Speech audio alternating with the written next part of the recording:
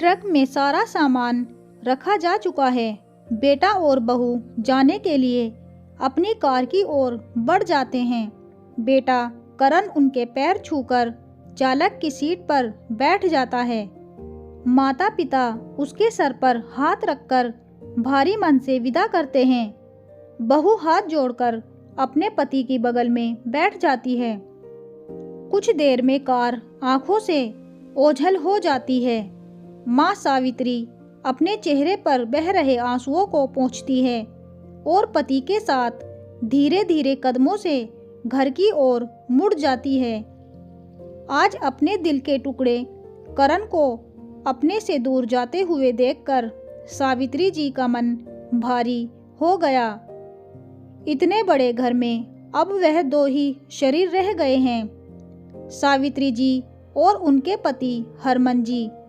उनकी आत्मा, उनकी जान, उनका लाल, उनका बेटा करण उनसे दूर चला गया है।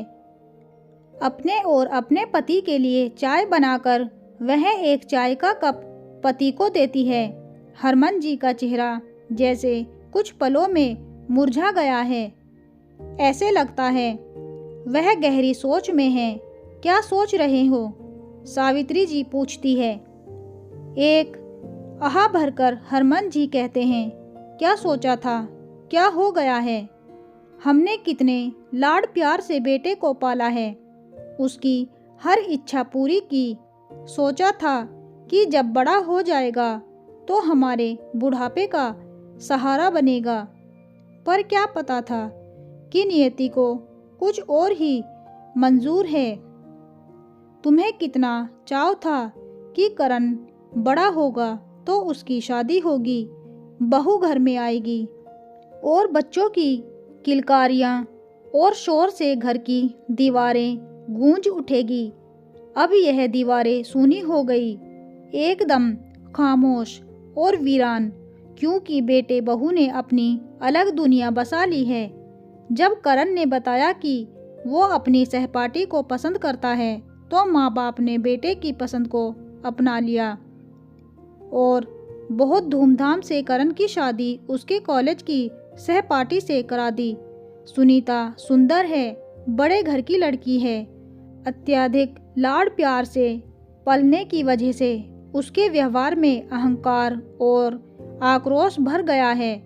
सावित्री जी ने सोचा था कि बहू आएगी तो वह दोनों मिलकर खूब बातें करेंगे और घर का सब काम मिलजुल कर करेंगे, पर नहीं। सुनीता को रसोई से चिढ़ थी। रसोई के नाम से मुंह बना लेती। सावित्री का हाथ तो क्या बांटती, उसका गीला तौलिया तक तो करण सूखने को डालता है।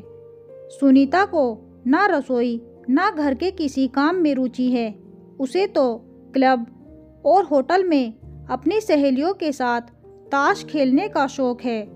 हर दूसरे दिन उनके घर में पार्टी होती जिसमें मांस और शराब का सेवन होता। बस यही सब सुनीता को पसंद था।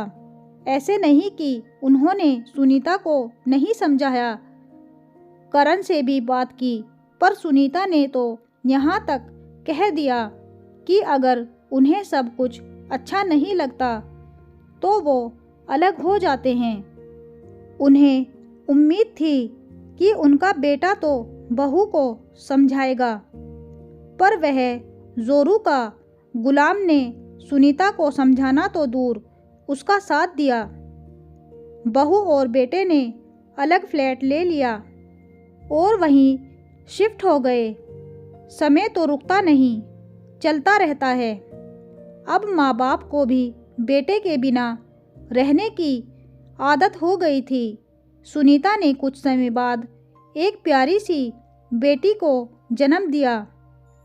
अपनी पोती को देखने गए तो हैरानी हुई कि पोती को आया ने अपनी गोद में लिया है और शीशी से उसे दूध पिला रही है। सावित्री जी का मन तो हुआ कि कहे, बहू कम से कम अपनी बेटी को तो अपनी गोद में लेकर उसे अपना दूध पिलाया करो, उसको माँ होने का एहसास तो दिलाओ। पर वह कह ना सकी।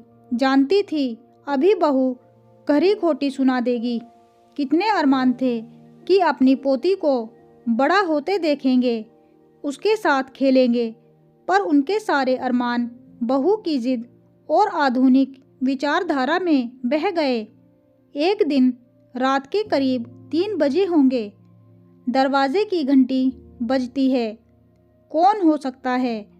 हरमन जी ने दरवाज़ा खोला तो देखा कि सुनीता दरवाजे पर खड़ी रो रही है। साथ में उनकी पोती भी है। क्या हुआ बहू, रो क्यों रही हो? करण कहाँ है?